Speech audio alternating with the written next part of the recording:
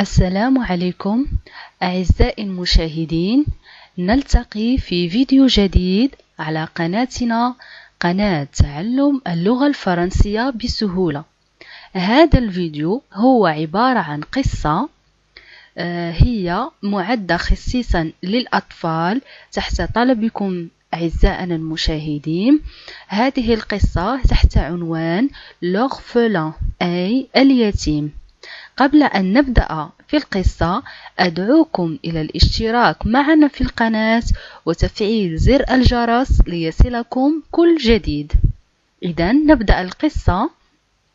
L'orphelin أي اليتيم. Il y a très longtemps, dans une vie, vivait un pauvre garçon qui n'avait ni père ni mère. Il y a très longtemps, في زمن بعيد, dans une vie, في مدينة, vivait يعيش un pauvre garçon, فتى فقير, qui n'avait ni père ni mère, لا يملك لا أب père ولا أم.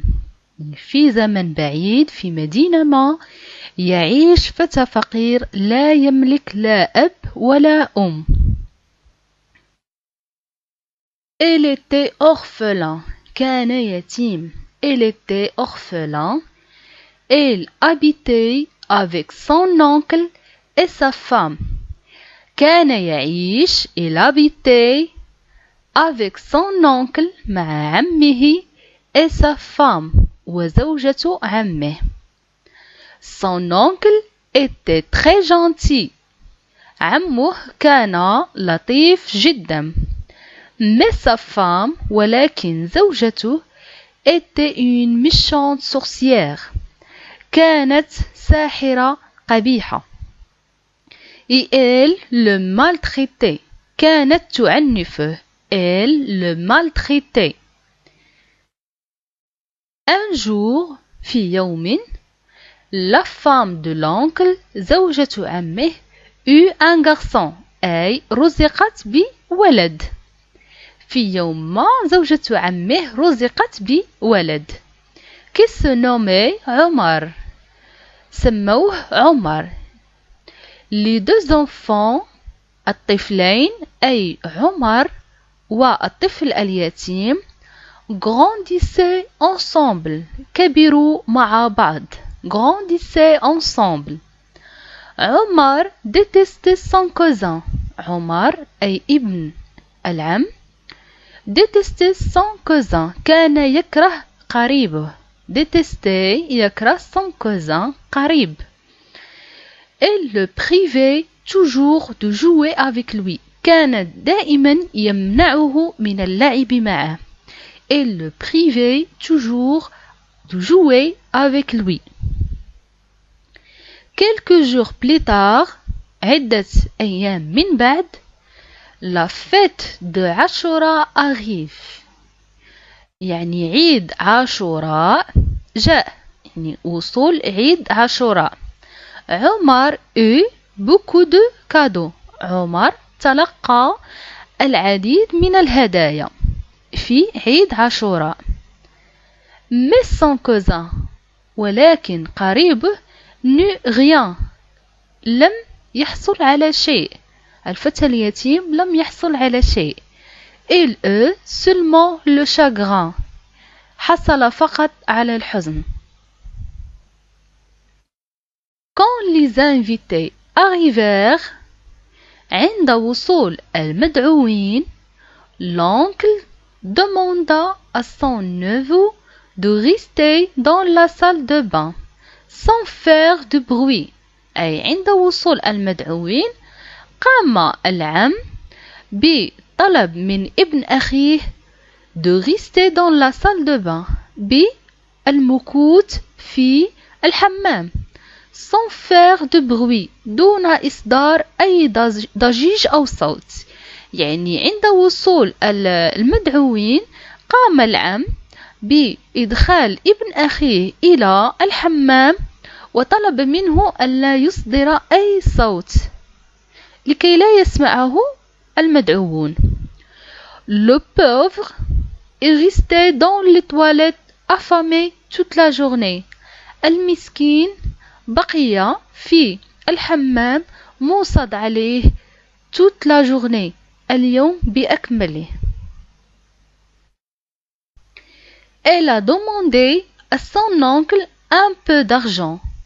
قام بطلب القليل من المال من عمه. Pour acheter quelque chose لشراء شيء ما. Mais elle a refusé. قام برفض طلبه. Quand le petit voulait sortir de la maison, عندما كان الصغير يريد الخروج من المنزل pour faire un tour لكي يقوم بالتنزه, elle a trouvé une pièce de 2 dirhams. Elle a trouvé une pièce de 2 dirhams. يعني قام بإيجاد قطعة نقود من فئة درهمين. Alors, elle est allée à la boulangerie pour acheter du pain. فقام بالذهاب إلى المخبزة وشراء الخبز. Alors qu'il rentrait, عندما قام بالرجوع إلى المنزل, son oncle l'aperçut. عمه قام برؤيته. Et elle lui dit qu'il lui avait volé son argent. واتهمه بأنه قام بسرقة نقوده. Et elle l'a chassé de la maison. وقام بطرده من المنزل. أي عندما عاد الطفل اليتيم من الشارع قام بالدخول إلى المنزل فإذا بعمه يتهمه بأنه سرق نقوده وقام بطرده من المنزل. Notre héros est devenu un clochard. بطلنا أصبح متشرد بدون مأوى. Et comme il était petit, il ne pouvait pas se défendre. وبما أنه طفل صغير لا يقدر على الدفاع عن نفسه. Et les grands le maltraitaient. الكبار كانوا يعنفونه في الشارع. Elle lui volut son argent et sa nourriture. وكانوا يسرقون نقوده sa nourriture ومعيشته أي الخبز والمواد الغذائية التي كان يحصل عليها. كان يقوم الأولاد الأكبر منه سنا بسرقته وبتعنيفه. Un jour, un grand clochard, في يوم ما متشرد كبير, s'est battu contre lui. قام بالاعتداء عليه. Car elle ne voulait pas lui donner son argent. لأنه قام برفض أن يعطيه نقوده. فقام بالاعتداء عليه. Le pauvre garçon, الفتى المسكين, avait des blessures sur tout le corps. الفتى المسكين أصبح كل جسمه مضروب. أي أنه quelques jours plus tard, un homme l'aperçut dans cet état. بعد عدة أيام قام رجل ما بملاحظة حالة هذا الطفل اليتيم. Il l'emporta chez lui et sa femme le soigna. وقام بأخذه معه إلى منزله وقامت زوجته بالاعتناء به وبتضميد جراحه.